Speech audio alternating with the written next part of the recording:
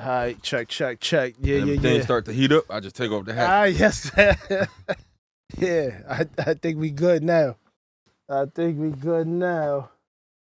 You ready, my boy? I'm ready. Yes, action. sir. So let me go ahead and do the intro, man. Another episode of Rell Gato TV. Make sure you like, comment, and subscribe. We got the boy in the building, man. My dog Zack, aka the big silverback. Hey, you know what I mean? Crack your neck. And yeah, make sure you housekeeping rules, like, comment, subscribe. My brother, thank you for being on my show. Appreciate you. Very happy to have you. Thank you. For those who don't know, this is one of the most hardest punching people I've ever met in my entire life. Close. I want to get that on record. One time we were sparring and he hit me with an uppercut. He looked me dead in the eye and said, "Nigga, keep your hands up." I said, That makes some noise for my dog Zack in the building. Put the applause on there. Oh, never mind. The applause ain't working. I got to fix that later. Don't worry about it. But yeah, man, another episode of Rell Gato TV. I really wanted to do this episode with my brother because solid fighter. From what I know, just from the fight game and from what I'm learning, a great teacher. You know what I'm saying? I want to say that to you live Appreciate on there. it. Yeah. Thank you for being patient with the guys that's coming up in the game. Yeah. As far as with fighting is concerned, obviously a martial artist, a respect for the craft. He definitely has a high level of that. Yeah. But he also has a very interesting take on relationships, which I found was interesting because you don't really see guys who, probably could punch somebody's head off, give relationship advice, you know what I'm saying? But what it goes to show you is you can't judge a book by its cover. Yeah. So, I definitely want to get into your story. I want to get into how you got into fighting, of course. And also I want to get into how you transition into the relationship thing. So, if you don't mind, my brother, please give us the origin story of Zack. All right. So once again, I appreciate you, Rell. First time I met you, Yes, genuine, good dude. You feel what I'm saying? Not a cocky person or anything like that. I didn't even know he had this whole setup. Thank you, my brother. Dope. God is good. God is good. Yes. This is all praise to God. You know so what I'm for me personally, I'm 32. So I started karate when I was probably 14. So I did karate for probably about 2 years. And shout out to John. Manimal. Okay, yeah, shout out to Manimal. I'm gonna have him on the show too. Yeah. He's a movie. Yeah, so John, I call him Pops. Yeah. Even though he's only like 10 years older than me. It don't matter. He look like Pops. I call him Pops though. Yeah. But yeah, I basically branched off because of him. So I was in karate. I was in the dojo right over, Original Pizzas right there. Yeah. Yeah, there's a dojo that was by the little animal spot, little pet store. Right. And we was on top of there, and I was there for a couple of years. Okay. And then the coach, he brought through John, and I started jiu-jitsu when I was 16. Did a couple tournaments, and been doing it ever since. So now I don't feel bad about that. Nah. What was it? The single arm choke that you caught me? I don't feel bad no more. The sidekick, bro. We gonna post that. That sidekick he caught me. That was fake. That was fake. Fake news. Fake news. I didn't think he had that, but he did. Fake news. I don't know what he talking about. No, continue though. Yeah. Jiu-jitsu. So yeah, I started with John. Okay. Manimal. Shouts out to Pops. Yeah. Started with him, and I'm not gonna lie. I did a couple grappling tournaments. Okay. I got maybe third place in one division. Okay. And at the time, I was probably like 190, 200. Yeah. When I was 18. Yeah. So I was fighting guys like 250, like my size now. Yeah. So I did pretty good then. Yeah. You know what I'm saying? Yeah. But I built up the confidence, and I stuck to it for a little bit, and then unfortunately, I got sidetracked. And I tell these young men out there, bro, it's like you got to stay focused on your purpose. I got sidetracked and started running around with girls and stuff like that, and I fell off with martial arts. And martial arts is, a lot of people don't understand that you need to be disciplined. Amen. Because you're learning skills to really hurt somebody. Amen. You're a walking weapon. Amen. So with that being said, I lost focus 100%. I didn't start back martial arts until maybe 24, 25, 25. Okay. Yeah, that was a large gap. 6 years I stopped. That's a large gap. Yeah, I stopped for 6 years. That's a large gap. And every time I think about it, I'm mad at myself because I could have been so far. Yeah. Could have been in the UFC already. Yeah. I mean, for those who don't know, I mean, I mentioned this on my last episode, but I'm new to training martial arts. I kind of went through a different kind of story, for those who watch the pod and they know me, I came from the music game. So the music game is really, it's treacherous. Yeah. You know what I'm saying? And it's not really something that promotes mental, physical, and spiritual health, especially when you're doing it in a way where you was doing the type of music that I was doing and it just being involved in that. So when I got out of the game in the way that I was in it, I needed something else to define my purpose, right? And of course, my main purpose and this is also the foundation of the show, is really to serve God. Yeah. That's first and foremost. I've learned that I've made other things my idol and tried to be the best at it, all for me to get there and realize that it meant absolutely nothing. And without that foundation rooted in the Most High, everything seemed dull when I got it. I got into the music game, got right to the door, sat with everybody, did the work with everybody, all to realize that it didn't fulfill me one bit. As a matter of fact, it disgusted me. Because you look back at it. Yeah, just because I realize now how many people sell their souls. Oh, yeah. And don't even realize it. So I stepped away and I needed something to get into. And I said some of my spirit was like, yo, man, go try and get something where you could get physical. You used to play ball, but that's a dub. Look into fighting. Look into some sort of like combat sport.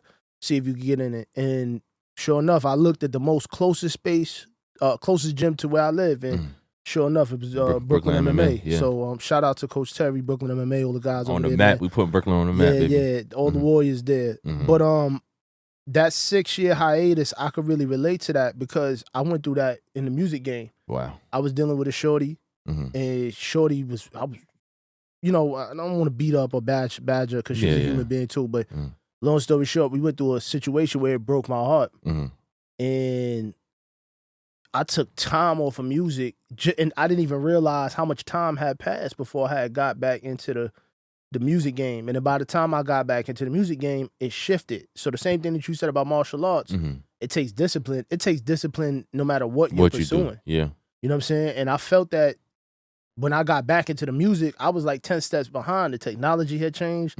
Flows was different. People's beats was different. How people was receiving music was different. So it took me a little while to catch up. But I wanna kind of go into that story of the 6-year hiatus. What took you so long? What was going on during them 6 years? So funny story, and I'm as much as weird as this sound, I'm glad everything happened the way it did in my life. Facts. Because it brought me to who I am today, and Facts. It gave me.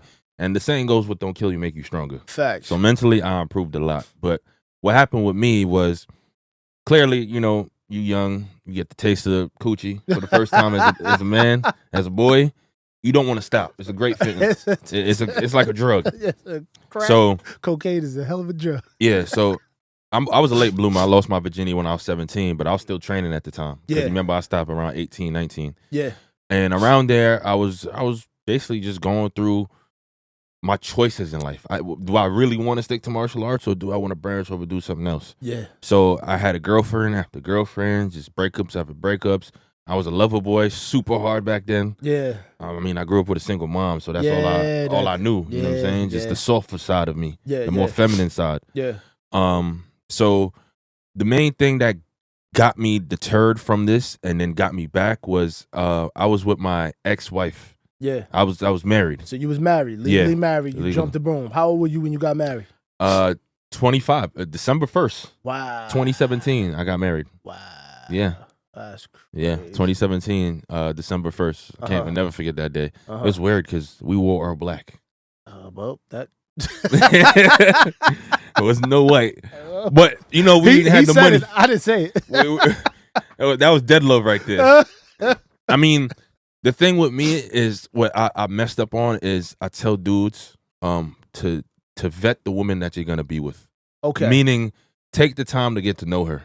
And my mom used to tell me this all the time. Right. Because you don't want to jump into something, just like how jobs take the time to put you on probation period for like 6 months, right. sometimes even a year. They got to see how you act, see if you're coming in late, right. see your certain moves, how you treat people. So I didn't do that with the woman that I married at the time. Okay. You know, when I started seeing her family, I'm like, maybe this is not smart for me to, but I was too in love. You know what I'm saying? And that kept me there. But what really opened my eyes was when I was in Atlanta, because she lived in Atlanta, but she moved out here. Okay. So we went out there for one of her friend's birthday, and I had gotten into a big club fight. So long story short, we were, I forgot what the club, this was years ago. Yeah. It's like 7-8 years ago. I forgot the spot we were at, but we were all drinking, having fun. It was one of her female friends' birthday. Mm-hmm. She was turning 27. And we got a section in the club, and the club was right across the street from the restaurant we was at. Okay. So we go in there, and we have a little section. We chilling, vibing, and stuff like that. And the ratio was probably 7 girls and 5 dudes. Okay. Okay, so it was like 12 of us. Okay. We get in the section. Everybody's drinking. There's a photographer in the club. He comes over to try to take a picture. Uh-huh. So he tells all the girls get in the group, and I'm watching the photographer take the picture. Uh-huh. But my wife is taking a picture with all the girls, and some dude just looks over. He was like, he tells me come over. So I was like, all right, let's see what this dude want, because he came with us. Yeah. So he whispered in my ear. He was like, yo, you keep looking. I could curse. Yeah, well, yeah. Just don't say, certain things. Yeah, you yeah. know. He said, if you keep looking at that bitch, I'm going to F you up. To your wife? No, to me. Referring to your wife? I don't know who he was talking about. Oh. So when I heard it, I looked at him. I said, what? But it's loud, like a lot of music. Yeah. So I said, what? And he said, you look at that bitch, I'm going to F you up. So I'm like, the hell? I said, who you talking about? I said, I'm looking at my wife, bro. And then in my head, I'm like, are you good? And then he gives me a pound. He's like, but you good though. You good though. So in my head, I'm like, all right, bro, got to be drunk or something. Yeah. Oh, he getting stuff mixed up, thinking I'm looking at his shorty. But my wife is taking pictures with your shorty. Yeah. So at the time, I'm like, nah, this is weird. So he said, you heard what I said. So when he said that, I'm like, all right, this is serious now. So what I do, I take off my watch. Yeah. First thing, I go in the bathroom. I pick up my pants. I take a leak. Yeah. Get ready. I'm just getting ready just in case. But mind you, I'm on a 6-7 year hiatus of not training. I'm lifting weights though. That's regular. Yeah. But I didn't probably throw a punch in how long? Oh, okay. So when I come back out, I try to de-escalate the situation, which I advise most martial arts do. And that's respectable. Yes. That's respectable. Yeah. A lot of people don't do that. Nah, the ego. Yeah, that's respectable. Like, I don't want to cut you off, but that's respectable. Continue the story. So when I come back out now, I'm like, all right, where's the exit? So just in case something pop off, I don't know what the dude got, and me and my wife getting up out of there. Right. So I come back in the section, and I tell my wife, I'm like, yo, son over there bugging. He telling me like he gonna beat me up because I'm looking. And then she was like, I'm like, yo, we leaving or what's going on? Because I'm not trying to stay here and ruin your friend's birthday. Right. So she was like, nah, he gonna leave. I said, cool. She go to the birthday girl. She tell him. She's like, oh, nah, he got to get up out of here. He got to get up out of here. So his shorty come now. What happened? So I explained to her. I'm like, I don't know what's wrong with him. Yeah. She's like, oh, nah, he's just a little drunk and stuff like that. I was like, all right, so we going to head out. Yeah. So there's like, nah. So my girl grabbed me, and she said, you ain't going nowhere. You staying. They leaving. Cool. Mind you, my wife, she's like 5'1", so she's hella short. She's like, oh, get behind me. I'm like, what you about to do? I'm 6'3". I'm a whole foot taller than you. Like, chill. So we kind of make like a lane for him and Shorty to walk out. Yeah. So he's dapping up the guys that he knows in the section. Yeah. And he's giving hugs to the girls. Right. So my Shorty finished the Henny bottle. It's like the 75 milliliter bottle. Oh. Yeah. And puts on her shoulder like this. Oh. So I'm thinking she knows something I don't know. So I'm on my P's and Q's already, but my hands was in my pockets. Yeah. So he goes to act like he about to give my wife a side hug, and my wife move. And bro just swing on me, bro. Out of nowhere, just swing. But I see it. Yeah. So I moved, and he like grazed my eye. Yeah. And I was like, oh snap. And I went to go take him down. Yeah. when I went to go take him down, my shorty just came with the Henny bottle and just cracked him upside his head. And he bald headed. Oh. So it just made his whole head leak. Yeah. So the girls, I don't know, they came out of nowhere, Superman punching, beating him up, because they're on my side, basically, because he swung on me. Right. So the security came, and I'm looking for the exit. They ended up pulling me out and stuff like that and stuff. And some people were mad because the whole fight happened and stuff.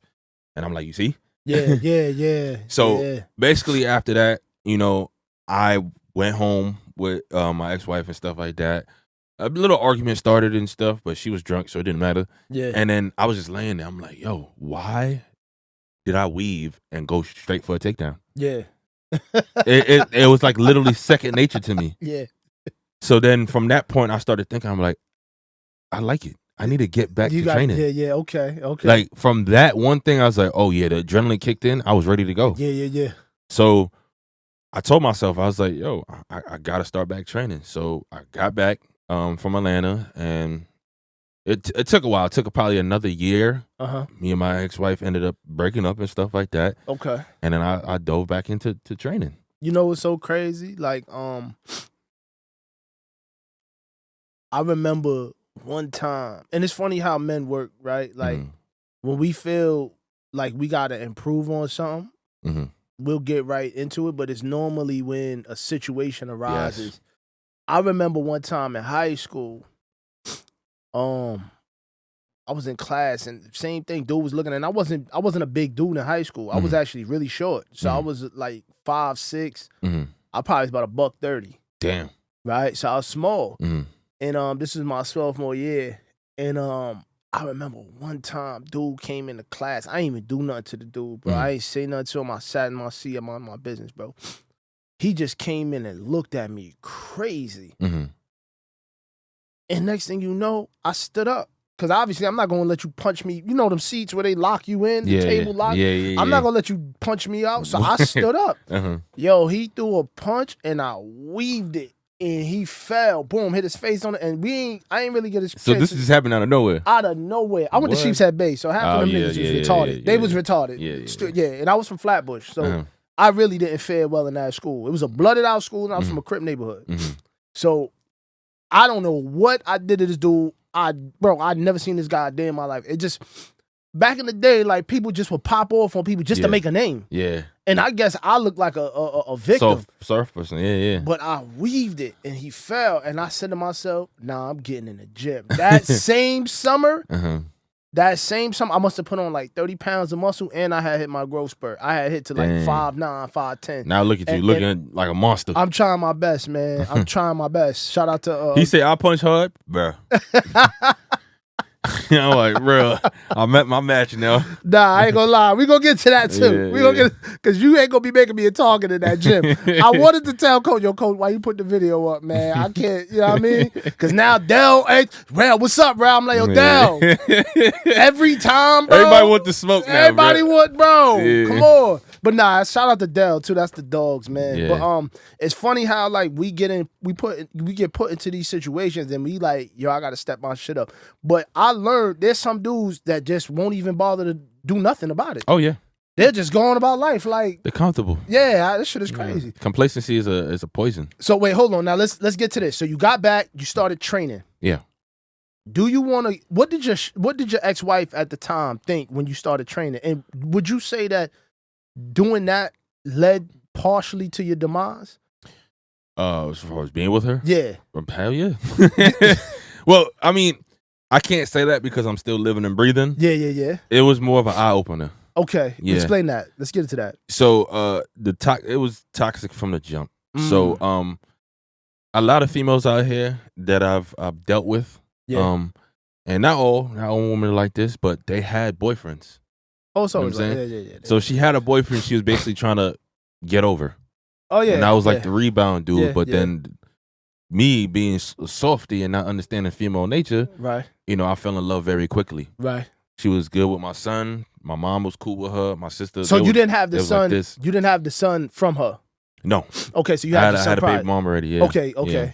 Continue. Yeah, that's a whole nother thing. Okay. But that's not anything to do with fighting. Right. Yeah, This is what made me get back to fighting was when I was with my ex-wife. Right. Yeah. So Atlanta, You get back in the fight. And when you first started doing it, what did she say? What was her thought? I mean, we was basically done. We was basically broken up. Okay. So it was more so just for me. Okay. You know, so it's more so to get my head straight. Okay. Something that's basically my therapy. Copy. In all honesty, weightlifting, weight training, working out, therapy. Because you know what I notice is another form of kryptonite to women? Yeah. Men's self-development. Yeah. When you're in a relationship and you start taking time to develop yourself, they don't like that too much. They don't. And it's like, and I'm paying attention to it now, right? Because I got my lady, still with my lady, right? We got kids or whatever. But I noticed like there's a slight, how could I put it? There's a slight way of her trying to sabotage what I got going on with the martial arts. I got answers for that, though. Well, I mean, here's my reality. I don't give a fuck. Excuse my language. So you shouldn't. Whatever. Yeah. And make no mistake about it. In my 36 years of living, I'll be 37 next year. You know what I learned? The number one rule of women? What? You can't care. Yeah. That's pretty much it. You definitely can't. You can't care about their opinion of you. Nope. You can't care about what they think about you. You can't care about if they do something on you. Like, you as a man have to be self-defined. Yeah. And me, especially because now I'm really working on my relationship with God. That is what keeps me grounded. Like, as long as I know who I am in Christ, everybody's opinion does not matter. Doesn't matter. But it's not easy all the time. Yeah. But when I realized that, it made me have a lot more, believe it or not, a lot more grace for my lady, because I realized she's kind of dumb. I love her, but she's kind of dumb to think that this is actually going to work. Like, you're going to tell me whatever you think you're going to tell me, it's not going to work. Yeah. Like, but I that's the funny thing, because I used to be like that. Like, I used to be the type of guy to please my woman and just be like, all right, I'm not going to train. Yeah. Oh. Because he told me to. But women, like, men have to understand, women do that to test your masculinity. Yeah. You always get tested. The reason why is because it's part of biology, and this is all facts. Women want a guy who is a superior. If they could feel like they're equal to you, then they're gonna leave. Get into that a little bit more. You said I said biology. Yes. So that means cells. Yes. Brain, chemicals. So if you think about this, back then men were hunters and gatherers, and you know, women stayed at the crib and just chilled until men bring back the food. Bitches in the hut. Yeah, basically. But sorry, I fall a little. So I'm not gonna lie, men testosterone, and this is proven fact, from back then till now dropped a lot. I can imagine. Yeah, so it's more so to say it's like men are becoming very soft. I'm not gonna put all everything on women. Yeah, men are soft too. Yeah, you know I mean, who used to say this all the time? RP Kevin Samuels. He used to say that we civilized the world so much. Yeah, that there's no structure. Yeah, you know what I'm saying? Like, before, structure had to exist because it was life or death. Yeah. I mean, there's still structures put in place, but not the traditional way. Now it's this weird spoon-fed whatever stuff that's given to us. But America, I say the West is very soft, bro. Yeah. Like, if you go overseas, their tradition is very different. Yeah. They have more masculine authority over there. Yeah. The women understand their roles. The men understand their roles. Over here, it's like 10 different genders. Fat phobic and transphobic and all this other softness. Do you think that that's going to change? No, I think it's getting worse. You think it's getting worse? Yeah. Because I think I gotta be real. I gotta be tactful for what I'm saying, because I work for a political think tank. Okay. So I can't lean left or right. Okay. Contractual. You're neutral. I have to. Especially, I'll do the leaning for you, brother. Thank you. So, all thoughts by my guests and not my thoughts. It's all me, not him. Keep my paycheck flowing, so I can keep this pod I won't going. say too much though about that. But I think with this past election, like, you seen exactly what we was talking about off camera, which was a gender war. Yeah. And you seen, the president elect actually come on top. Yeah. Do you think that, and then not to mention, President Trump is, grab about it, what? Yeah. And, a lot of bravado. Yeah. A lot of like mean what you say, what's the slogan? Promises kept, and right? Do you think that that's going to change the perception of. Yes. Okay, yeah. Explain. Let's hear it. Well, if you look at it now, I think personally they're trying to take away freedom of speech, right? Because they want to shut people up. But Elon got X though. Yeah. Now you can say what you want on Twitter. Yeah, but if you so YouTube for instance, if you look at YouTube how it wasn't back in the day, they had the like and dislike button and stuff like that. Right. They changing a lot of stuff. Right. Like certain things you can't, like the word simp. You can't use words like that, like especially on Instagram. Like what? Yeah, I'm telling you, like the word. I'm telling you, it got very soft. Damn. It's a lot of people are sensitive. You can't say me. I'm a strong believer. I love freedom of speech. You know why? Right. It's because if a person is racist or whatever doesn't like me, I want you to tell me that. Yeah, so I stay away from you. Yeah, so I know who I'm dealing with. Yeah. Or if I'm dealing with you, we gonna deal accordingly. Yeah. So if you're telling me to shut up and don't talk and you can't say this, it's like, how am I gonna know who's my enemy or not? Facts. You know what I'm saying? It's Good like point. everybody got to shut up now because the world got soft, bro. That's a good point. Yeah. Me personally, I don't like it, but yeah, it's whatever. I feel like things are. I think people are leaning now because. All right, so let me break this down. Mm-hmm. I think things are changing. I agree with you. Mm-hmm. I think people are leaning more towards the traditional format of things because they're starting to realize that cancel culture is hypocritical. Yeah. Penalizing a person for saying whatever their beliefs are Mm-hmm. is literally hypocritical. And if you're gonna penalize one group of people for their opinions, thoughts, and how they perceive reality, you need to do that for all parties. Everybody. And if you're not doing that, then it gets exposed. Yeah. And that hypocritical nature gets exposed. You know, without getting too much into the political side, I think with this election, and like I said this in my last episode, it showed a change in people's belief of the political system because they seen how hypocritical it was. Like, let me give you an example. You had a presidential candidate who was demonstrating women of class, but then you had Megan Thee Stallion. It's hypocritical. Trash. You pick one. Trash. And stand on it. You know what I'm saying? Like, don't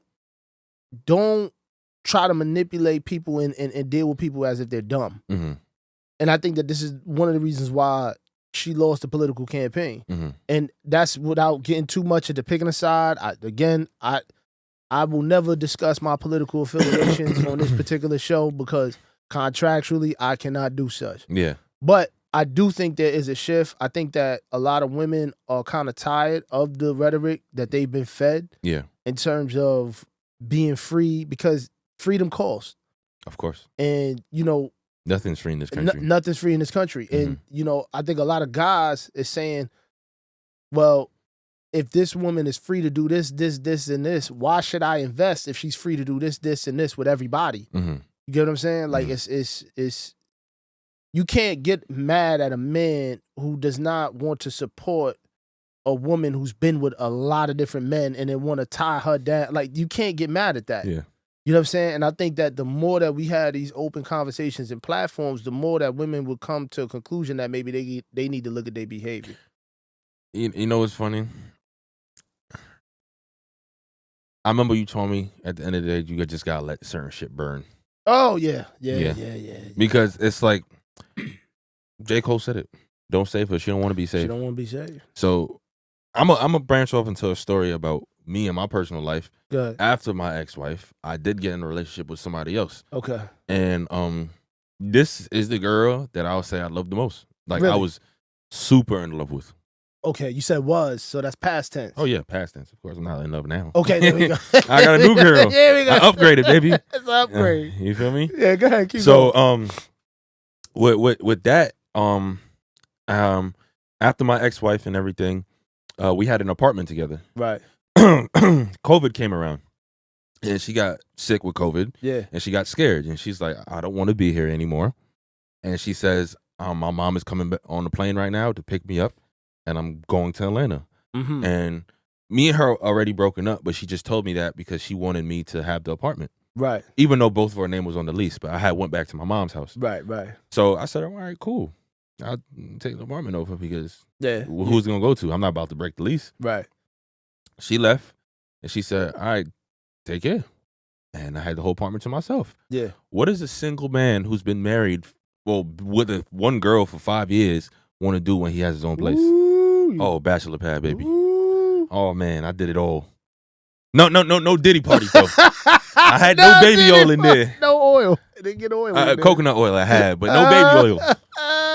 But with that, it's like, this was during pandemic. Oh yeah, that was a weird time. I'm gonna tell you, year 2020 and 2021, what happened 2021 was like literally one of the best years of my life. I'm gonna tell you why. Listen, I was an essential worker, so I was working in the hospital. Okay, so I still had to make money. Yeah, you know what I'm saying. I had my own place. Yeah, the roads were free. Yeah, because ain't nobody was on the roads. Nobody. My friend had to connect to the rentals. Oh, so we was on the roads, going crazy, and I bring the parties back to me. So just imagine if you was like, "Yo, I'm bored. I can't go to the club tonight because it's shut down." But I got my boy Zack crib. Wow. And guess what I did? I bring all the hoes over there. Wow. So it's like I was throwing parties every single day. That was the thing to do. Yeah. I was renting my Airbnb. Mm-hmm. My bookings skyrocketed. Bro. I made, this may sound very foul, but the bulk of my money that I made for my production company was during pandemic. I told you. During pandemic. Because I told you. And this is just for the studio business. Every rapper had a budget from unemployment. Yeah. Now I can't find none of these niggas. These boys, they was getting free money, bro. They was getting free money. It was like the government was their record label. That's a good way to look at it. That is true. They was like, "Oh, we're back at you here. Hold that." Yo, so I had 2 rooms moving at the same time. 8 hours booked, moving at $70 an hour. It was so crazy. I opened up another studio in Bushwick. You see? It was a wild time. But continue. But I feel bad for the people who, lost their lives. Of course. Lost their job and a whole bunch of other stuff happened to them. It was a dark time too. But some people have fun, and I'm one of those people. Yeah. So for me, it's like I was throwing parties every day. I literally made keys for all my dogs. Yeah. And a couple females who I was cool with at the time. Yeah. And I just gave them all keys. That's how cool it was. Because at the end of the day, I didn't have anything valuable for them to come steal, except for like a flat screen TV and a PlayStation. It's like, I didn't take that. Who cares? Yeah. You know what I'm saying? But these are people that I trusted enough. Facts. So, So I was bringing people through, and my friend Chase, he had started a group chat. From Facebook, he said, "Oh, who wants to be in a group chat? iPhones only." He brought a couple females through, and it started from there. We was texting here and there, and then everybody's like, "Oh, we bored. We were trying to find something to do." And I was like, "Yo, I got the crib." Yeah, you got the crib. Not even because every place was shut down. Facts. Everybody had a curfew. Facts. So I was bringing girls in left and right. My friend has the cars. Yeah. People bring the alcohol. I had the spot. Everything is lit. Everybody's enjoying themselves. So there was one time where, my friends told me, they was like, "Yo, listen, when we do this little group chat thing, Zack," they all looked at me because I was a lover boy. Yeah. "Zack, don't fall in love." Uh-oh. I ain't take heed to it. I ain't listen. Because one of your mans probably cracked one of them shorties in that chat too. It'd be like, no, we was cracking them and passing them. Cracking them and passing them. It'd be like that. That's it. But there was one girl that everybody wanted. Uh-oh. I'll say her name. Kimu. So, damn. Yeah. yeah. I'll say her name. You know Kimu too? No, let me stop. Listen, I wouldn't be surprised, bro. Let me stop. I would not be surprised. I would not be surprised. But yeah, so she came through her other friend, Dominique. And we call her Damo. So she brought her, but she wasn't in the group chat. So when she first came in, everybody looking at her like, "Damn, who that?" Like, everybody want her type shit. But I'm the type of dude, I'm laid back. Yeah. I don't like to do too much to try to be seen. I'm more calm, cool, and collect. Yeah. So basically, everything was good. People having conversations, and what made me start liking her was the consistency of her always coming over. You know what I'm saying? Okay. So now we're starting to build a connection. Chopping it up with her. Yeah. Okay. So fast forward maybe a month or two after, now me and her are basically in a relationship. Because now she's sleeping over and stuff like that. She got the key. Or did she have the key? No, she didn't have the key. Okay. Because that's basically my shorty at the time. Okay. So she don't need a key because I'm dead. Okay. Just make sure. Yeah. So my friends kind of got upset because they're probably like, damn, bro, it's like, We now told you want to cuff something. Yeah, we told you. You was doing good in the beginning. You cracking them and passing them, and now you want to cuff this one? Yeah. So I was just like, hey, man, I like her. I like her, bro. Come what you want me to do? She worth it at the time to me. I ain't gonna lie, bro. It's nothing wrong with that. It happens to the best of us, bro. I'm not gonna act like I'm stone cold. Nah, bro. So with that now, it's like she wasn't far from me. She was probably like 10 minutes away. Okay. Driving, crib right there. So it was easy for her to pull up. So I go to work, and me working at the hospital, I'm cool with people in the hospital. I dip off for like 4 hours. Yeah. And go to the crib, smash her, go back to work. Yeah. So it's like, I like this. I'm comfortable now. And I told Ben, don't get comfortable because that's when you're going to lose. Facts. Yeah. So, what made me the idiot at that time was not understanding the words of women. Because you listen to what they say, but you also watch what they do. I don't even listen to what they say anymore. I always watch what they do. The only reason why is because if she says one thing and doesn't do it, I know I can't trust her. That's all of them. So that's why I do that. Yeah. They don't know nothing about them type of principles like that. But that's why I do that. But I wasn't doing that then because I was blinded by lust. Yeah. I was just lusting over. I was like, she's so pretty. Yeah. It's like, oh yeah, she's all mine. Yeah. You know what I'm saying? Yeah. And before then, I'm just running through girls. Yeah. But then I got comfortable. So now she kept saying like, oh, I want to get my body done and this. And I'm telling her, I'm like, yo, listen, I'm a personal trainer. Yeah. We can build your booty. Yeah. I mean, it's not going to be to the size you want it like that, but I like what I like. Yeah. I wouldn't be with you if I ain't like that. Facts. Nah, I want a BBL. I want to make my butt bigger. It's my own insecurity. And I'm just like, okay, but I'm not about to pay for that shit. So you got to save up for that. But, you know, me working and she getting the unemployment money. So she basically saved up. Wow. Got her money. So she got the government sponsored ass. Yeah. All of them were doing it then. And that's what a lot of people, there's planes full of BBLs coming from different places with girls during pandemic, bro. It was a lot of pandemic BBLs, bro. I'm telling you, it was crazy then. Have you asked majority of girls? I know. Now, what year you got your BBL? 2020. Yep. 2020, 2021. Oh, when that tax income came, I'm telling you, they was all caking. Literally. The PPP, they got the stimulus package. Come on, man. Special. Yeah. The only thing I did, because a lot of people thought I paid for her body. Yeah. The only thing I did, because at the time she didn't have the money. Yeah. So I put a down payment. So I said, how much is the down payment? So hold on, you financed the BB? Come on, bro. That nigga financed I put $1,000 down. For a used car, nigga. For a used car. Pre-owned cat. I put $1,000 down on it. Nigga, I was tight. He was making payments on the butt shots. Yeah.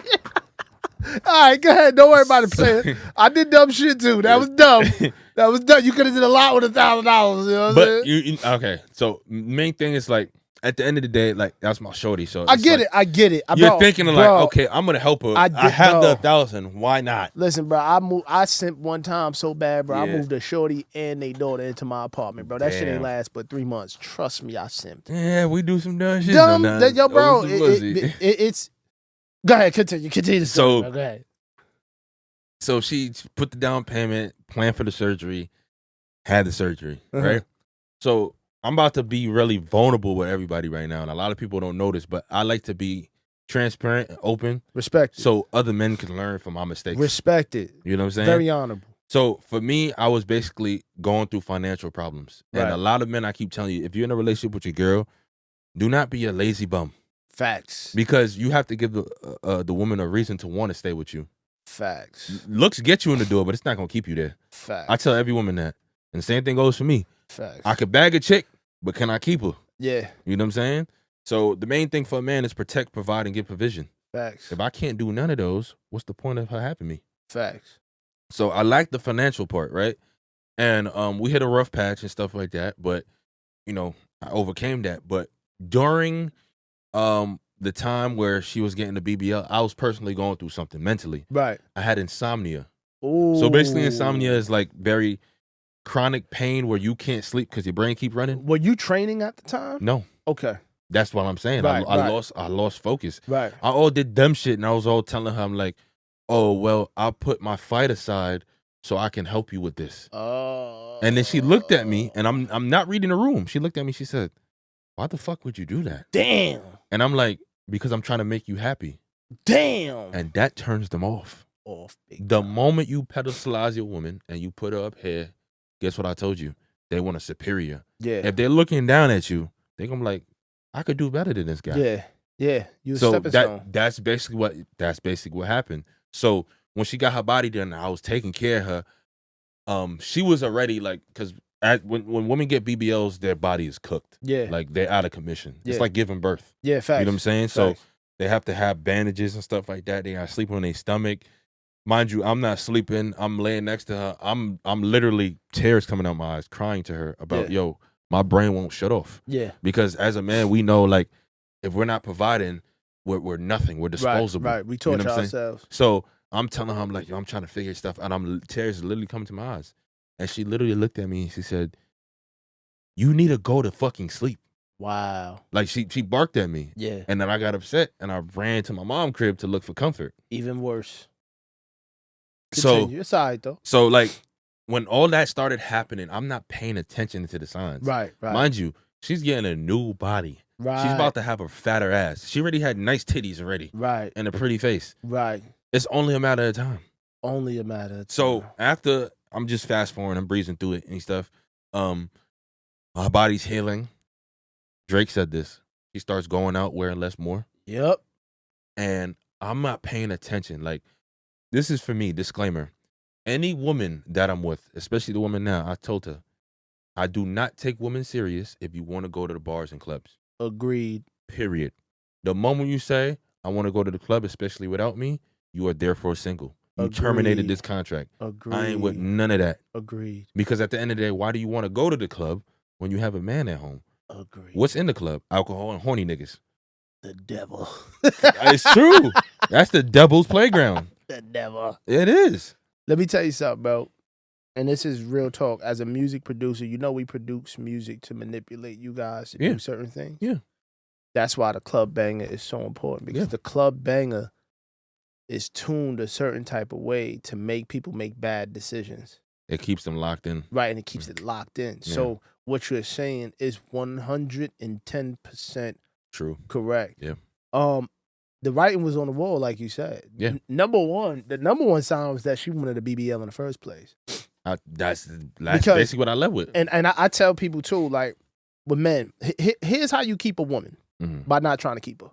Yeah, I 100% agree. But like you gotta be nonchalant. You gotta be so locked in, and it's not playing nonchalant because a lot of dudes do this too. They try to play nonchalant. Like but they really care. But they really care. Don't lie. Yeah. You just have to be so entrenched in your purpose. Yeah. That whatever she does does not bother you or phase you. Yeah. And like I give you a case in point. I tell my ladies all the time, no matter what, I will always have a place of my own. Yeah. I don't care what we do. I will always have my domain in which I control. Because no woman is going to tell me to get out of her house. Oh, yeah. The minute I hear that, yeah, I failed as a man. Yep. I will also say this to you too, right? It's so dope that you came from that and you're able to be transparent to then be able to help other young guys come in, because that shows a level of humility. That shows that you healed from the situation. So thank God for that. Yeah. You understand? But it also shows that now you took a bad situation and repurposed it for a greater purpose. Hell yeah. And that's what makes a man. Yeah. See, men, we are made by what we go through. Yeah. Struggle. Pain. Tribulation. Yeah. You know what I'm saying? It takes a lot of pain to chisel. Yeah. And carve out who you were destined to be as a man. But when you're able to take that by the grace of God and take the painful experience and put it forth to the world and be able to smile about it and also gain wisdom from it and give it to somebody else so that they can sidestep the same mistakes that you made. I did a lot more dumb shit though. We all do. No, I did a lot of dumb shit. We all do. Look, because again, look, me and you in the same age bracket. Mm-hmm. The generation before us was really, really some simps. Like, look at the music. Yeah. Look at the movies. Yeah. Look at the media. Look at the programming that was perpetuated to men. Mm-hmm. And it was always, we were less than. Mm-hmm. We were always put in a position where we have to chase something. Mm-hmm. And like, go back, you ever watch Family Matters?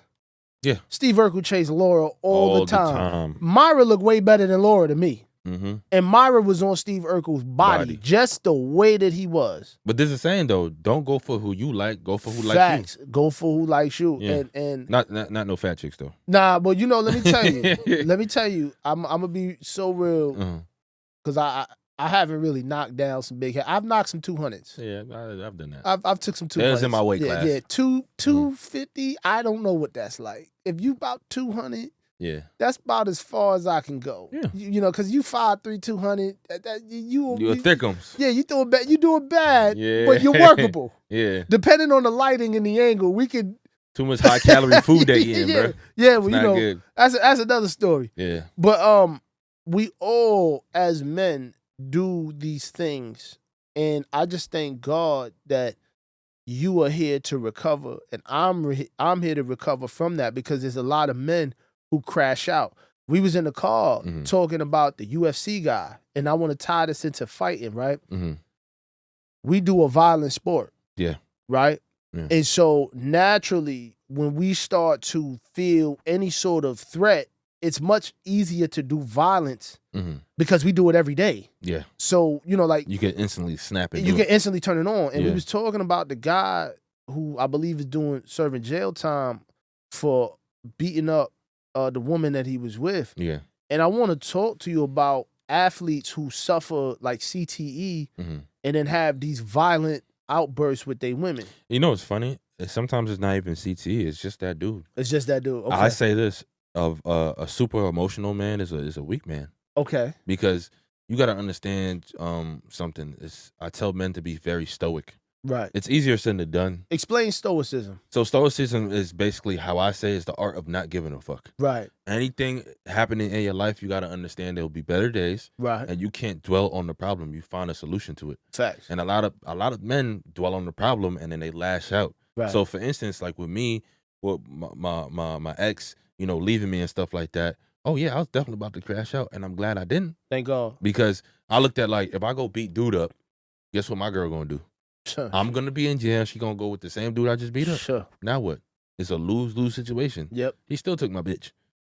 So and he took an L. Yeah. So but you took the biggest L. I took the biggest L. Yep. So with the dude, I forgot the dude's name. I know what you're talking about, the story, but he's doing serious. I think he's doing life. I think he is doing life because he beat her bad. Yeah, he did. He did. But I look at it like this: crimes are committed because nobody fears the consequences. Well, can I ask you a question? Can fear exist when you're that emotionally heightened and triggered by a woman? Yes, everybody fears something. Okay.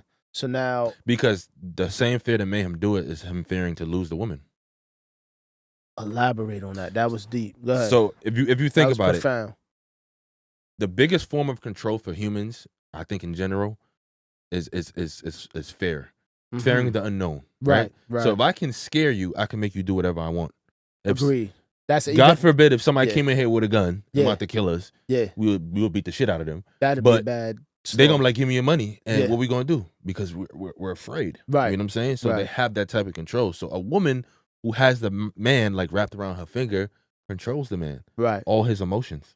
See, when a man is emotional, like all the school shooters, most men in jail right now did things out of emotion. So that got them trapped. And then a dangerous man is an emotional man, right? So I look at it like you can't let your emotions overpower you. Do you feel that also with the lack of God in this country, that men have been more susceptible to leading with their emotions in a violent manner? Yes. Okay. Yeah. I definitely want you to elaborate a little bit more on that. So I look at it like this.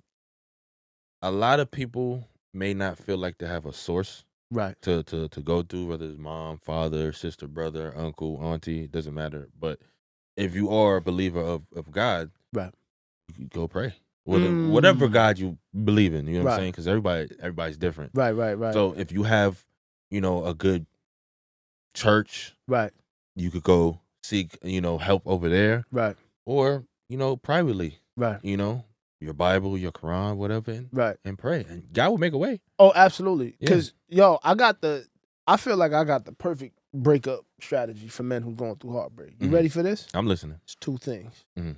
Very simple. Mhm. Fasting Mhm. and praying. Mhm. Let me explain to you. I went through a very interesting spiritual journey last year. 2023, 8/1/2023. I was dealing with a situation. Let's just say that situation, I had lost $20K Damn. in a real estate situation. I had lost some good friends of mine. Somebody that I was dealing with, that kind of fell by the wayside. So I was dealing with a lot of waste, a lot of loss, pardon me. And my faith in the Lord and my beliefs was dead. I was spiritually dead. But by the grace of God, I had enough in me to realize that I'm disconnected from God. So then I started having dreams. And one of the dreams that I had was my grandmother. And my grandmother told me, son, you have to fast. Wow. And then that was it. I woke up. So I got up from that dream, and then I was like, okay, I see what's happening. Things are falling apart. God is trying to get my attention. So once I got out of the dream, I started to fast. And then I just started to see certain things that I was doing in this world that was affecting me spiritually. And it made me understand why I needed that connection with God. And it made me understand who my God was. Because at the end of the fast, God made it very clear to me who God was. And he said straight up, I am the God that your grandmother served, and you will serve me too. Straight up. And it was some of the most scariest. It happened 7:00 in the morning, right here in this house, in this backyard. Oh, wow. I went out to pray, and that's when I heard it. And I looked up in the sun, I blinked 3 times, and I seen the cross.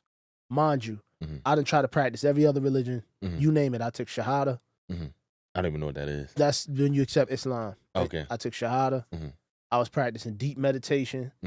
I always had a inkling into the spiritual side. And I did all of that just to get back to the same point that my grandmother introduced me to in the first place. So that's my story. But once I started to continue my walk, continuing my prayer, I started to look at things from a whole different perspective. One of the scriptures that really stick out to me is we do not wrestle with flesh and blood. We wrestle with spirits and high principalities in dark places, right? Yeah. So when I started looking at all of the relationships that I was dealing with, friends, females, business, I started to try to find the spiritual root of what I was dealing with. And then when I realized that it was me, I was a dark person. And that's why I was attracting what I was getting. I started to say to myself, okay, now my decision making and how I do things has to be from a different type of epicenter. So epicenter is just the basic beginning start point, right? And I started to realize, like, I'm making a lot of decisions that is against my relationship with God. And I understand God will never leave me.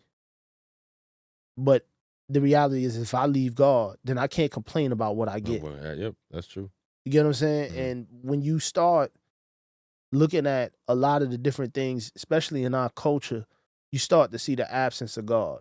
And when you start seeing the absence of God in it, there's no wonder why it falls apart. There's no life in it. That's why relationships don't last too long. Marriages don't last too long because they lose the center of why they're doing what they're doing in the first place. And then before you know it, they out here trying to get BBLs over unemployment. you see what I'm saying? Yeah. So this is another point. And I want to get into this too. How do you balance your spiritual side because you are a stoic person. Yeah. And that tells me that you are aware of spiritual energy. Yeah. How do you balance your stoic side while still being violent in the sport that we do? Because you are a fighter. Yeah. You do this and you can do this for a living. Yeah. How do you balance that? So me personally, I do meditation here and there. It's not an everyday thing. I'm not gonna lie. Right. But when I feel like I'm lost, and I need, like you said, that foundation, right, then I start doing deep meditation. Right. Me, I'm more of a skeptic when it comes to certain religions because I don't know which God is real personally. But my whole family is Christian. Okay. You know what I'm saying? I want to get into that, by the way. They're Pentecostal. Okay. Yeah, so, but don't get me wrong. I love gospel music. I'll be jamming it all the time. And I listen, because there's messages in everything. Absolutely. You know what I'm saying? So I would never shun away from it. Right. But I do personally think that structure is needed, and looking into the Bible really helps a lot of people. Yeah. I mean, it really does. Yeah. So it's like, you ever read Proverbs? Yeah. It's a lot of wisdom in that book. Yeah. It's a lot of I tell wisdom. women, be a Proverbs 31 woman. They don't even know.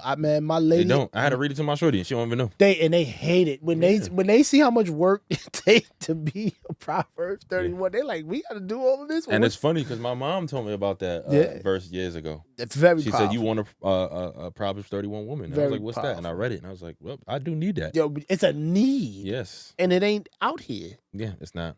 You know what it is? And I'll branch off to the genderer thing. It's more so, it's like women are trying to compete with men now. Right. And I understand a little bit why. It's because they feel like they're oppressed. Right. But they're not. Right. But it's like, why do you want to compete with the men that built society? It's like, we're trying to make things better for everybody, and you're trying to tear us down.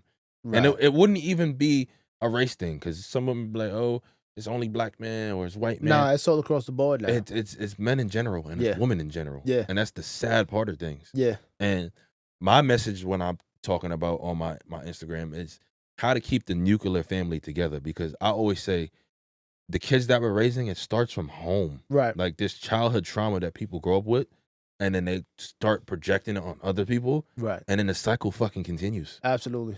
And I hate seeing it. I mean, it's from my vantage point, it has been prophesized. Yeah. So it's not something that I'm not aware of now. Mm. Before I couldn't understand it. Now I understand why it exists. Mm. And from my vantage point, all of it exists. All the chaos exists for you to come back to the source. Yeah. Because there comes a point where you can't even define the answer. Yeah. It becomes certain situations where you have to relinquish your control of that said situation. Like we was talking offline about this gender war thing. You know why I'm not worried about it? Because I know whoever the source is in control. Yeah. And I know that whatever is taking place right now is for a greater plan deeper than what my understanding is. That happened to me. I was told that on my fast too, by the way. I was told that the mind of man will never understand the mind of God. We are not designed to. We only get glimpses. Glimpses. Small little fragments of how God works. So when I started to understand that, I started to realize, no, everything that took place in my life was to get me to this point, which is for me to have that conversation with the Most High. Yeah. And as long as I can tap in with that, that's the only thing that matters. You said something about meditation, which is really important. Yeah. I got into meditation, very heavy meditation. For me, my experience with meditation led to me going into the spiritual world without a guide. Yeah. And we're not prepared for that neither. See, sometimes we get in trouble for trying to play God. Oh, yeah. I agree. We get in trouble. Yeah. And when you start dealing with things spiritual in nature, and the words are interchangeable. Spiritually, it just means the unseen realm. You know what I'm saying? You could say energy, you could say vibe, you could say chakra, you could say these words are interchangeable, but basically we're going into an unseen reality. When you're going into that realm, you must be very careful. It's like astral projection. Exactly. You got to be very careful, because if you go too far, you're trying to play God. And whenever you try to play God definitely put you in your place and let you know how small you are. I say this to myself all the time. I don't want the responsibility of God. I don't want that kind of power. It's too much. Yeah. To control the whole world. That's crazy. That's wild. Yeah. And then the world within... I'll be like Thanos, though. I'm not going to lie. Yeah, snapping half people going. Yeah, but you know... Yeah. That's why you're not... That's why you're not God. Yeah, that's just me. Because there's a deeper... Even the ones that don't... the ones that we perceive that don't deserve to be here, that's just a perception. Yeah. Of many perceptions. You know what I'm saying? So like... But that's another topic. Going back to the spirituality and the violence. How do you balance that? So me personally, like I said, meditation. I look at working out as therapy. Therapy. Because I came to a point where I started understanding, like, hey, I used to be angry. Younger me, I used to take my phone, throw it against the wall, break shit. And I realized I'm like, okay, I'm older now and I'm paying for my phone. Right. So why would I want to break something that I got to pay for? Don't need to do that. What's another outlet? Right. And then I started diving into working out. Right. So I basically curved my mind to start thinking more positive instead of negative. Right. And understanding that everything that's in my control is my fault. How do you program your mind to be able to accept the fact that you're going to do damage to another human being? Because for the camera, let me explain something. I'm looking dead at the camera. I don't care about this guy. I care about this guy. One time Zack hit me so hard. He hit me with an uppercut. And I just looked at him. And I said, where's the humanity? You know what I'm talking about? Yeah. Nah, I ain't gonna lie. Sometimes on the mats, I tell people all the time, fighting is spiritual. Yeah. Fighting is a spiritual thing. When you decide to try to pick it up as a craft, it is spiritual. You can send somebody to the shadow realm. Exactly. And they can never come out of that. And they can never come out of that. So I want to know how do you find yourself when you're fighting going to a different place spiritually? Because you're essentially trying to kill somebody. You know what's funny? Okay. You watch Avengers, right? Yeah. Okay, you know Doctor Strange. Very much so. You see how when they were trying to defeat Thanos, and then Iron Man asked him, was like, "Oh, did you see anything?" He said, "Yeah." He's like, "How many tries? 14 million, something. Right. How many did we win?" And he said, "1." 1. That's how it analyzes my fight. Okay, hold on. Before you go further, Yeah. Angle the mic just like this, and I want you to really explain that one. Did they hear me though? Yeah, they heard you. Okay. I heard you clearly. Okay, so me personally, it's more like another reference, Dragon Ball Z, when Goku gets to Ultra Instinct. Right. Yeah. That's how I visualize certain techniques. Okay. Because it's one thing, and I tell people this all the time. People say speed is important in fighting. I say no, timing. You could be the fastest motherfucker alive. If I can time your punch, I win. Michael Jai White talks about that. It's true. And fighting is like this. The first person to make a mistake, the first person to capitalize wins. You could be the 10-time world champion, right, and knock them motherfuckers out. Right. I come in there, I time you. When you make a mistake, right, I win. When you see your opponent, do you see a human being? Yeah, because I look at somebody as them like me. Right. Just a different skill set. Different skill set. Yeah. So when you go there, let's say, because you've had fights before. Yeah. Have you felt a sense of pride after you dominated your opponent? Like, I want to get into that. Have you felt like... That's a good question. I'm like killing this guy. I've wrecked him. I'm the man. So like, I'll go for my first fight. My first fight ever. That's when I went through the whole breakup with Kima and stuff like that. And right. I was super heartbroken. I wasn't eating. I wasn't sleeping. Right. Couldn't think straight. I was going through it. Right. But I'll never use that as an excuse to say, oh, she helped me win or helped me lose. Okay. You know what I'm saying?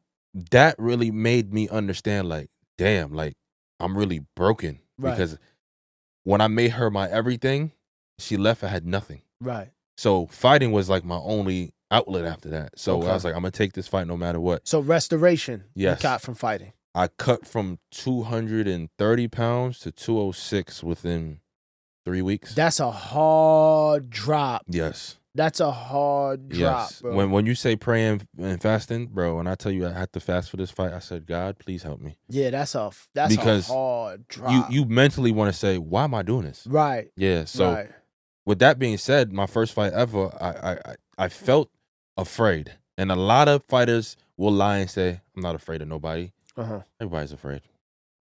I mean, it comes to the point where it's like, what are you fighting for? Right. You could be fighting for money, dignity, pride, ego, save your mom's life. Right. You get what I'm saying? So I looked at it.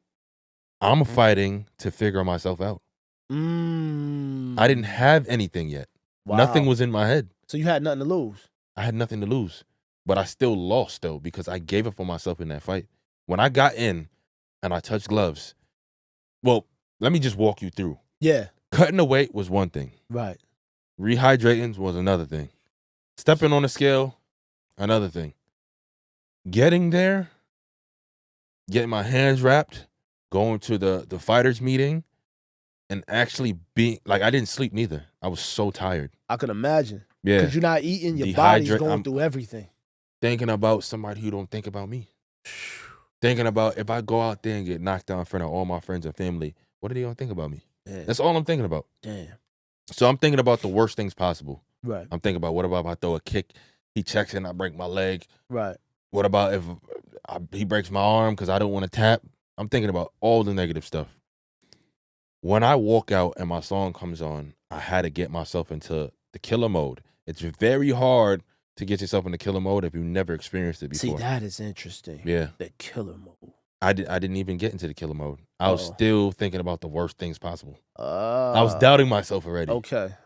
So I got into the cage now, and you know when somebody says I had tunnel vision? Yeah. Did you ever have tunnel vision before? Yeah, when I rap. Because I don't write stuff down.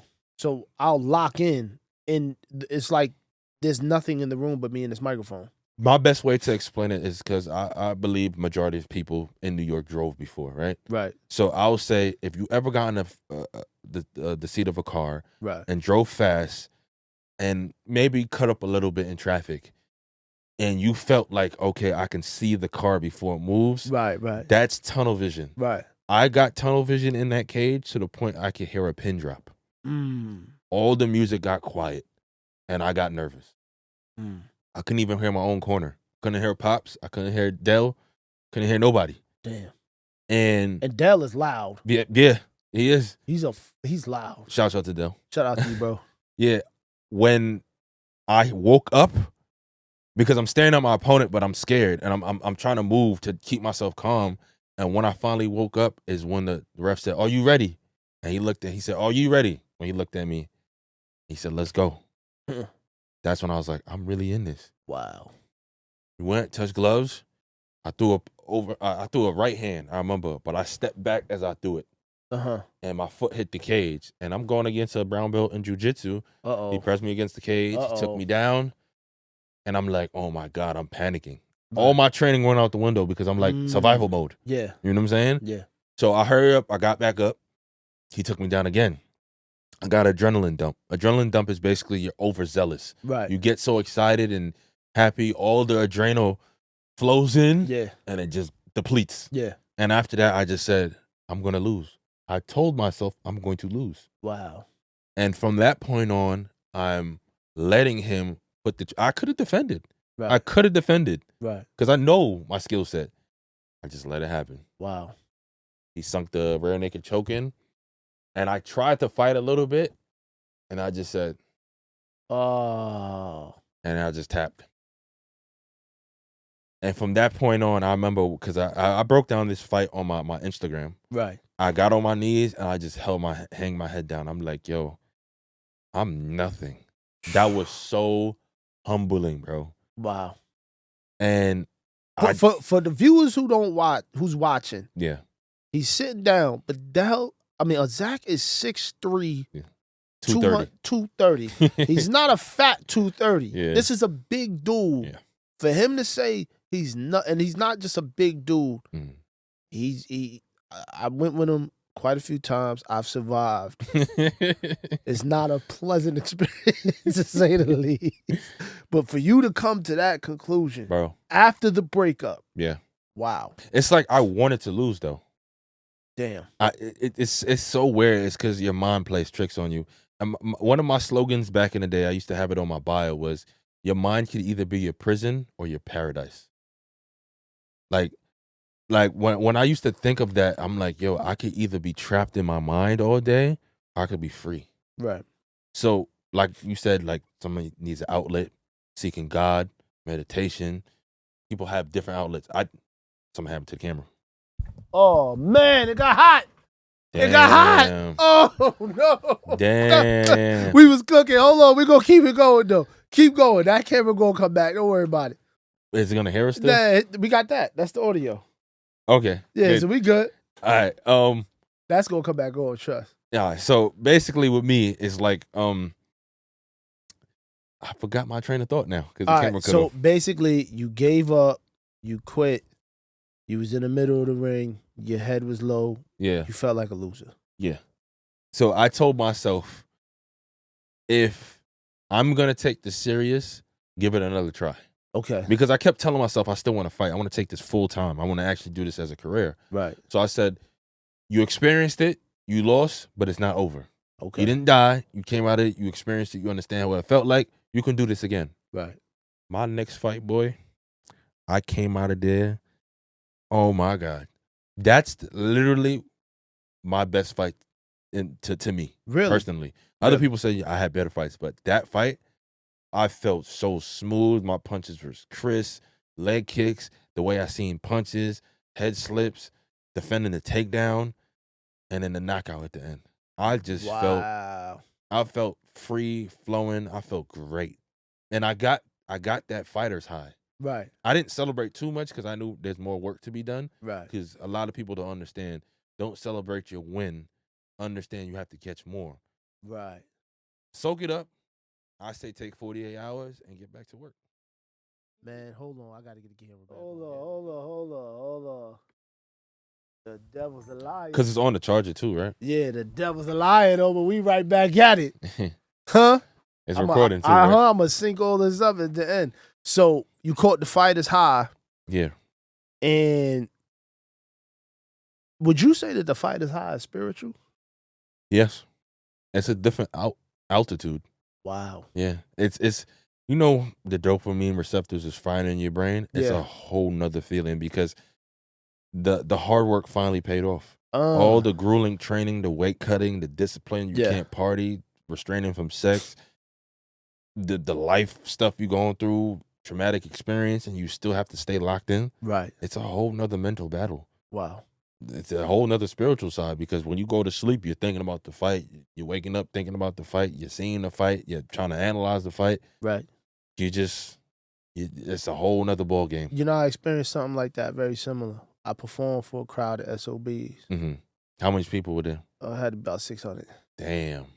And see, I didn't even have that much people at my fight. 600. And when you perform, you're moving with the microphone. Yeah. The words are coming out. Sometimes you could stumble on the words. Yes. And I remember one of the performances that I did way back, bro. I forgot my words on stage. And it's not no lip singing thing neither, right? Nah, because I'm old school. All this new stuff now, we straight. Yeah. You gonna hear what I got to say. Yeah. And I had to freestyle the rest of the song. Damn. I said to myself, that'll never happen again. My next show that we did SOBs, 600 capacity crowd. It was funny because we performed with Designer. Oh, word. This is fresher. This is when before Panda even clicked. clicked. So it was fresher. He had a song called Hollywood Hogan. It was clicking. We performed, and when we got on that stage, I never forget it. Bro, I jumped off the stage, bro, and I was wilding. And it was such a great feeling. But it definitely is spiritual because I definitely remember all of those, like, feelings of just, like, locked in. Yeah. And the words was just flowing. And it was, like, perfect. So by the time we finished our set, like, and it was wild because everybody was locked in. It was almost as if everybody was on the same wavelength when we were performing, and nobody messed up. We jumped in the crowd. We had the crowd going. It was. I'm gonna show you a YouTube video one day. Yeah, I need to see that. It was crazy. Like, So I definitely could understand. I haven't had fighters high. Yeah. Because I'm, you know, for those who's watching on this camera, I'm not going to no. You gonna try it, bro? I'm telling you. Ah. Even if you do a grappling match, you Nah, gonna see, try this is what I don't like about dealing with these guys. Let me tell you straight up, camera. Let me look We at gonna you. throw you into the fire, baby. I knew that was coming. My man Benny told me. He said, "Yo, Rell, you think you ain't gonna fight? Yeah. But you gonna get in there and you gonna train and you gonna work with the guys and you gonna work in that team and then one of them guys is gonna have enough to push you to fight." I'm gonna tell you why you're gonna do it, right? I used to think I wasn't gonna fight because I used to be afraid of getting hit. I'm gonna tell you why you're gonna do it. You're gonna want to challenge yourself. I can see that. You're gonna want to see. It's like, okay, I invested. You paid money. Yeah. Put into work. Yeah. I want to see if it's really gonna pay off. So you get unlock a new achievement in your life to be like, I did it. I could see that. Yeah. Because that's just the type of person that I am. Yeah. Like I had fears, but I look at things based on like a grade level. Like I've been shot at before. Things slow down too. So I'm very familiar with coming close to near-death experiences. Yeah. And one thing about that is it reinvigorates you. It actually makes you feel even more alive once you come through it. Yeah. You know what I'm saying? So, but this time I have to be very mindful because if I was to get in the ring, it would be incredibly selfish. You really think so? Well, I'm 37 in January. I've only been training for 6 months. Yeah. Right? I have 2 daughters and a son on the way. So if I was to take a fight within a year after having a brand new newborn baby, I'm leaving my lady with 3 kids. Oh, just in case something happened. Think about it. Gotcha. That's foul. Well, I would say that's why I said grappling. Yeah, I would do. Tournament. So I would do something like that. Less risk. Yeah, I would do something like that. You know what I'm saying? Just so you can see, okay, my skill set is paying off. Right. And plus, but I also have a thing where I feel like I have to earn my keep a little bit more. I got you. Because I respect. Let me tell you, I respect Coach Terry. I respect the real fighters, not these little fake kids that come and they get one little thing off and they think that they big dog and they bet. Nah. I got respect for guys like you, guys like Coach Mega, guys like Bully, guys like Dell, guys like Sam, guys like Ben, Josiah, Heim, all of the guys, whoever I miss, bro, whoever put in that pain on that mat, you know I got why? Respect for them. You know why you respect them? Because you understand their different mindset, their skill set. Because I forgot the percentage of people in the world that will actually get in the cage and fight. Yeah. But it's not a lot of people who would do that. I can imagine. It's not a fun thing. It's not. To go in there and risk your life. Yeah. Bro, you have to be on a whole nother fucking... Yeah. And then it's not like path, when you coming through and you starting up or you starting your fight, it's not like you get paid big dollars. Hell no. So you really doing it for like minimum wage. Disclaimer, the most I ever made from one of my fights was, that was my last fight that I lost. Right. I made about $350, $400. And that's all ticket sales. Damn. Yeah, but I'm an amateur. Yeah. So even as a pro, unranked pro, fighting at an okay organization, the most I could win, the most I can get from winning the fight, probably $1,500 or $2,000. That's for the level of the work. money I spent to get to that fight is about $2,000. Yeah. So it's like I'm really just reimbursing myself. How is it that you still want to continue to do it? What are you fighting for? So that's another great question. My mom doesn't like it. You know what I'm saying? Of course, she doesn't want to see her son getting hurt. Right. A lot of people, I would say, don't believe in me. As weird as it sounds.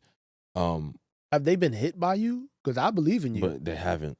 So, yeah. You know what it is? Yeah, I believe. They look at it if they don't see. Some people don't see a vision. You know. Yeah. It's like you'll say, "Yo, I want to be an astronaut." People are like, "Come on, bro, an astronaut, really?" Yeah. You know what I'm saying? It's like just because they don't see themselves doing it, they'll project and say, "You can't."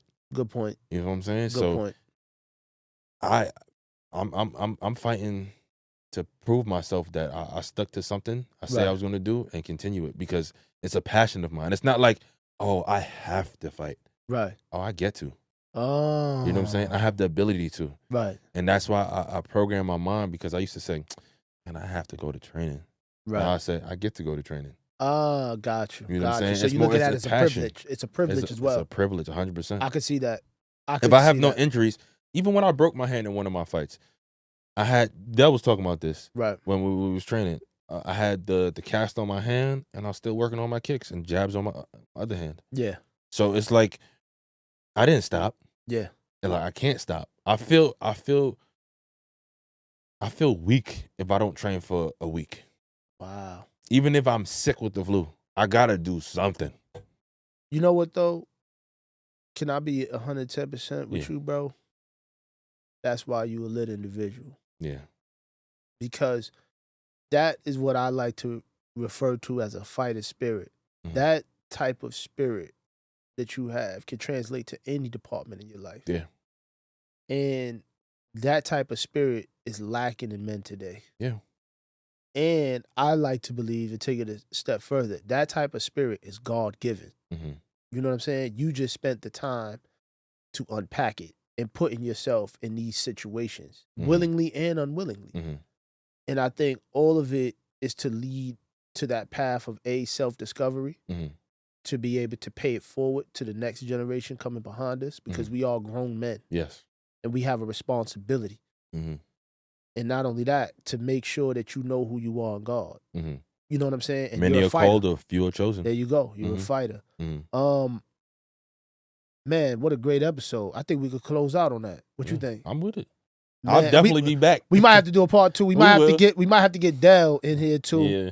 We might have to really, you know what I'm saying? Yeah. Because I would love to see everybody on the show. Yeah.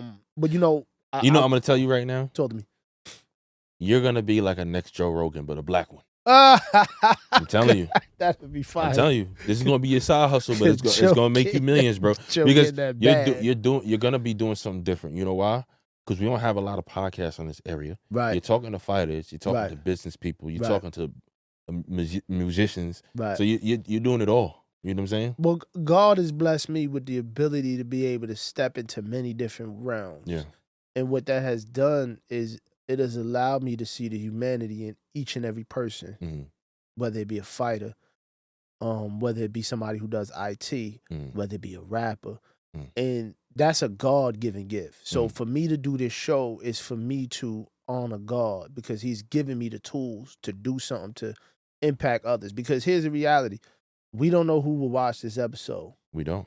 But there's a strong possibility that whoever watches it will receive something from it. Yeah. And as long as they receive something from it, we've done our job. I agree. You know what I'm saying? And that's why it's very important for me to do this show, include other fighters, get their perspective on life, tell some of their stories, because the reality is we're all experiencing life. It may be from a different lane, but the commonality is that we're all human beings. We're all in the same building. We just got different views. Different views. And on that note, I want to end it off. Please tell them where they can find you, your pod, your content, your next fight. Tell them everything. Well, my next fight most likely in February, but I'll be back on before my next fight. Yes, sir. Need to talk about that more. But you can find me at silverback_ on Instagram, and my other Instagram is at Deco Dating. Well, Deco_dating. And when you post this, I'm gonna drop it in the comments so everybody can see anyway. Perfect. Yeah, everything will be in the description as well. Yeah. Once again, I appreciate you, my brother. Thank you, man. It's an honor. Truly an honor. Yeah. Don't hit me no more. I mean, you coming to training, bro. Nah, let me just for the record. Let me just say this. All right, we're gonna beat up Dell. For the record, and I want Dell to listen to me and listen to me very carefully. Okay, the next episode is Dell. Yes. Okay. Yeah. Dell has an interesting story too, because Dell is younger than us, right? But he, from my vantage point, is what a lot of people will be considering the black nerd. Yeah. Anime. You know. I mean, I was cracking jokes on him the other day because he had his sneakers tied so tight. There's no circulation to his leg. You know, the funny thing is, I want to be here when Dell is here. Yeah, absolutely. There's a story y'all don't know, yeah. and I call him my little brother. I'm the one who bring him into martial arts because he wanted it. Yeah. But a lot of people don't know. But we gonna we got to get into his story. Yeah. I also want to, mind you, he started at 19 and he's 26 now. Wow. And look how far he didn't. Wow. I remember when he couldn't throw a damn punch. Wow. Well, now he hit hard. Yeah. Kick hard. He beat me up. Was it like sparring with me? Because I'm brand new. Bruh.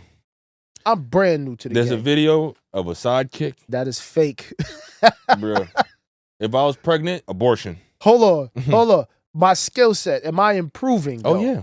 Good. Yeah. That's very important to me because I told Coach Terry, it's important for me. I'm not a fighter, but I'm a good teammate. Yeah. So my responsibility is to come in and, of course, try to uphold to the best of the possibility that I can a standard that Terry has laid down in terms of foundation. Yeah. I owe that much. Yeah. You know what I'm saying? And for the future reference, I would love to have Coach Terry on that episode too. I think definitely it'd be a dope episode. But the only thing you probably have to fit in his schedule. I'll go to him. Oh yeah. Look, this is portable. Yeah, I throw that on the top. Make it happen. But look, we're gonna sign off. Rell Gato TV. Make sure you like, comment, subscribe. Definitely subscribe. Share with other people. Please share. Yeah. Shout out to everybody on my team. Shout out to Red Order Music Group. All of the producers doing their thing. Shout out to Red Order Atlanta. We're doing some great things. The studio will be open top of the year. So we're gonna do a nice grand opening for the building. I'm very happy that we are near completion. So shout out for all of my team. Every part of the